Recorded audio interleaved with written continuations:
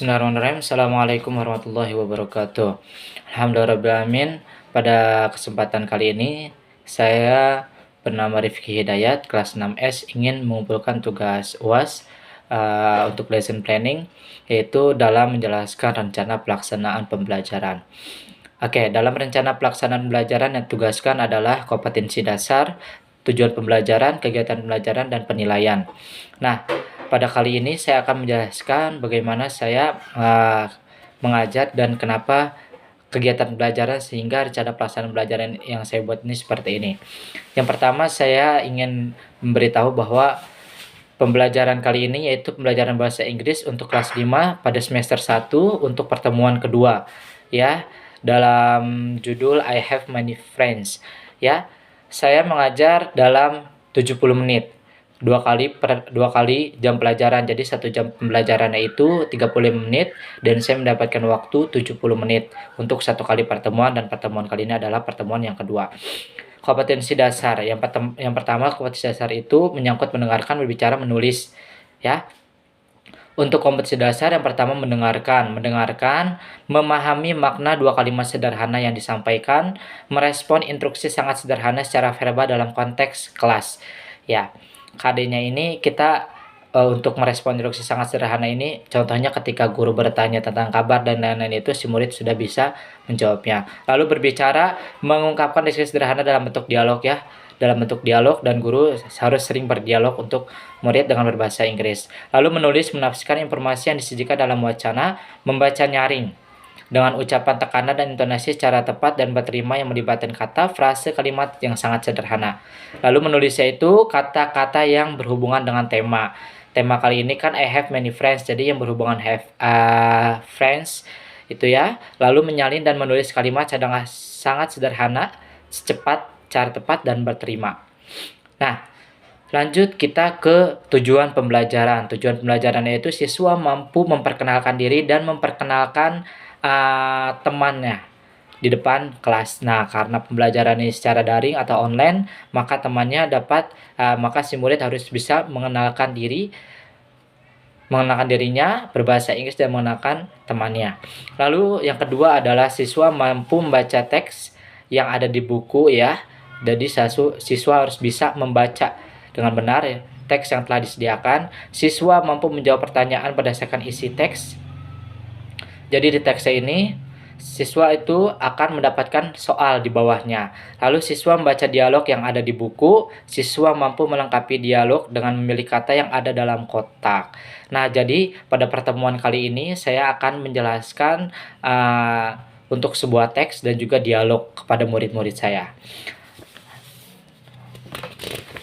Selanjutnya adalah kegiatan pembelajaran. Kegiatan pembelajaran karena kita melalui online, jadi saya akan menjelaskannya melalui aplikasi Zoom. Yang pertama, guru mengirimkan link Zoom melalui grup WhatsApp sebelum jam pembelajaran. Jadi contohnya saya mengajar pukul 8, berarti saya akan mengirimkan link Zoom kepada anak-anak saya atau kepada murid saya pada pukul 7.45. Jadi anak-anak sudah bisa join pada pukul 7.50, lalu pukul 8 tepat sudah bisa langsung memulai pembelajaran, jadi tak menunggu-nunggu. Guru membuka ruang Zoom dan anak-anak masuk ke ruang Zoom, ini sudah masuk ke pukul 8. Guru membuka ruang Zoom dan anak-anak masuk ke ruang Zoom. Guru mengucapkan salam. Nah, ini sudah masuk pembelajaran. Menanyakan kabar sebelum masuk ke dalam pembelajaran. Seperti biasa, interaksi antara seorang guru kepada murid-muridnya, ya, menanyakan kabar, lalu membaca doa seperti biasanya saya mengajar. Nah, lalu guru memberikan motivasi kepada peserta didik mengenai pembelajaran bahasa Inggris. Jadi saya biasanya memberikan sedikit motivasi bagaimana kita dapat mudah belajar bahasa Inggris, entah dari speaking, listening, dan lain-lain. Ya, karena kelas 5 ini mereka harus sudah bisa menulis bahasa Inggris dengan baik. Lalu guru memberikan motivasinya, yaitu biasanya juga di akhir pembelajaran saya juga memberi sedikit motivasi, ya, jadi pembuka dan penutup. Lalu guru milih 3 orang siswa secara acak untuk bertanya mengenai materi pelajaran sebelum. Jadi saya setelah memulai pembelajaran, lalu membaca doa, bertanya-tanya kepada anak bagaimana kabar dan lain-lain, lalu saya membuka dengan 3 pertanyaan. 3 pertanyaan ini yaitu untuk menekankan bahwa siswa masih mengingat pembelajaran sebelumnya. Guru menampilkan gambar dan teks melalui share screen dan menjelaskan. Nah, setelah saya bertanya kepada 3 orang murid secara acak, saya akan menjelaskan, saya akan share ya, memberikan mereka itu gambaran bagaimana pembelajaran pada hari ini akan berlangsung, yaitu sebuah teks yang mengenai I have many friends ya. Lalu guru membaca teks yang telah di-share dan murid memperhatikan. Nah, di sini saya akan menjelaskan bagaimana saya mengajar. Pertama, ketika saya akan mengajar, saya akan membacakan dari pertama sampai terakhir. Yang kedua, saya akan membacakan sedikit demi sedikit dan murid akan mengikutinya. Jadi, kata per kata. Contohnya, Asep is my friends. Lalu mereka mengikuti. Nah, selanjutnya, setelah itu baru saya memilih untuk satu orang anak membaca sendiri-sendiri untuk melanjutkannya tanpa bimbingan saya. Pertama, tadi saya baca dari pertama sampai terakhir. Yang kedua, saya membaca, murid mengulangi per kalimat. Lalu yang ketiga, saya akan meminta mereka satu persatu untuk membaca secara acak. Contohnya, Denny membaca satu baris, lalu yang kedua Asep membaca 2 baris dan selanjutnya. Nah, selanjutnya setelah seperti itu, saya akan meminta 2 orang anak untuk membaca dari pertama sampai terakhir. Nah, setelah itu guru menjelaskan makna dari teks. Nah, setelah anak-anak bisa membaca, ya, karena anak-anak sekolah dasar ini mereka minimal harus bisa membaca dan tadi menulis ya. Lalu setelah mereka membaca dengan benar, secara perlahan, lalu guru saya akan menjelaskan, maknanya apa yang tidak dipahami. Ya, jadi biarkan si anak-anak ini berusaha untuk memahami. Nanti setelah apabila ada yang tidak dipahami, maka seorang guru harus menjelaskannya. Guru memilih satu orang untuk membaca teks mulai dari pertama sampai terakhir, lalu guru menampilkan gambar soal yang tadi secara terpisah biasanya saya menjelaskannya, lalu di bawahnya ada soal. Nah, selanjutnya guru memberi kesempatan kepada murid untuk menjawab pertanyaan secara individual dan ditulis. Jadi setelah itu guru meminta, ya sekarang tulis, menulis jawaban. Setelah selesai, murid dan guru mengoreksi secara bersamaan.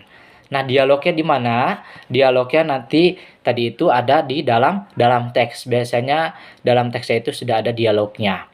Nah, jadi soalnya pun ada soal mengisi percakapan, mengisi teks dan juga mengisi dialog. Lalu guru menutup pembelajaran dan menambahkan video vocabulary. Nah, setelah selesai, jadi setelah anak mengerjakan, saya akan memberikan mereka waktu, contohnya, ya waktu ini sudah selesai.